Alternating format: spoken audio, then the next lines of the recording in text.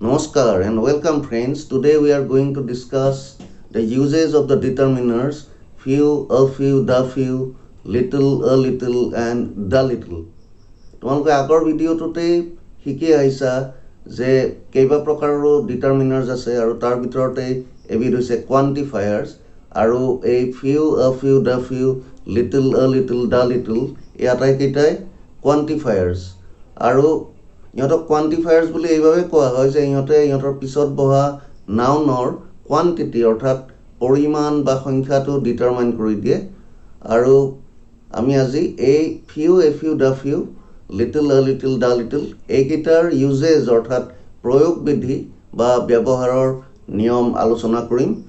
আমি এতিয়া মূল ভিডিঅ'টোলৈ যোৱাৰ আগতে তোমালোকক মই এটা কথা পুনৰ মনত পেলাই দিওঁ যে তোমালোকৰ যিসকলে এতিয়াও মোৰ চেনেলটো ছাবস্ক্ৰাইব কৰা নাই তেওঁলোকে চেনেলটো ছাবস্ক্ৰাইব কৰিলোঁ আৰু তাৰপিছত বেল বাটনটো অৰ্থাৎ সেই টিলিঙাৰ ছবিটো এবাৰ পিটিকি দিয়া আৰু ভিডিঅ'টো শেষলৈকে চাই যদি ভাল লাগে তোমালোকে কমেণ্ট বক্সত কমেণ্ট কৰিবা আৰু লাইক কৰিবা আৰু ভিডিঅ'টো তোমালোকৰ বন্ধু বান্ধৱীৰ লগত শ্বেয়াৰ কৰিবা।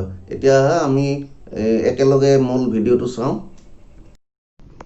ফিউ, আ ফিউ আৰু দ্য ফিউ এইকেইটা প্লুৰেল কাউণ্টেবল নাউনৰ লগত ব্যৱহাৰ কৰা হয়।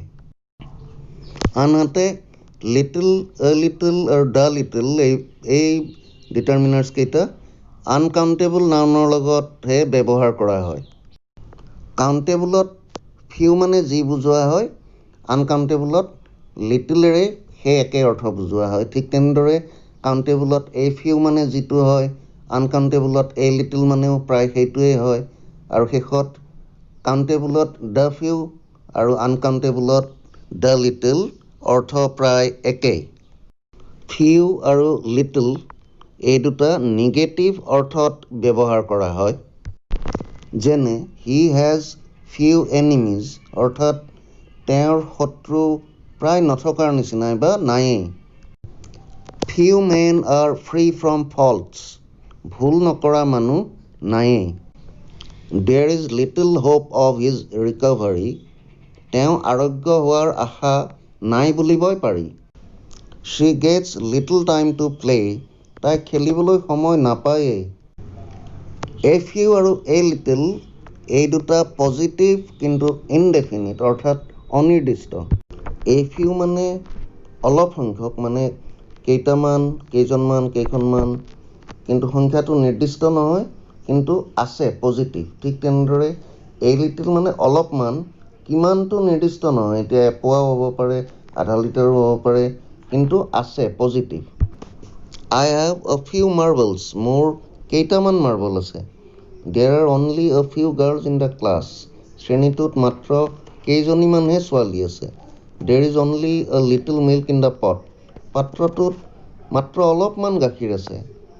বাট there is a little hope of his recovery কিন্তু তেওঁৰ আৰোগ্য হোৱাৰ সামান্য আশা আছে।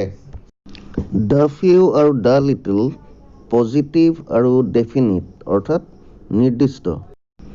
Give me the few marbles you have তোমাৰ যি কেইটামান মাৰ্বল আছে সেইকেইটা মোক দিয়া।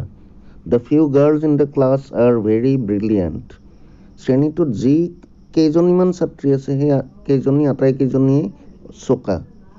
Give the little milk that is in the pot to the cat পাত্ৰটোত যি অলপমান গাখীৰ আছে সেইখিনি মেকুৰীটোক দিয়া। He has spent the little money he had তেওঁৰ যি সামান্য টকা পইচা আছিল, ধন আছিল, সেইখিনি তেওঁ খৰচ কৰি পেলালে।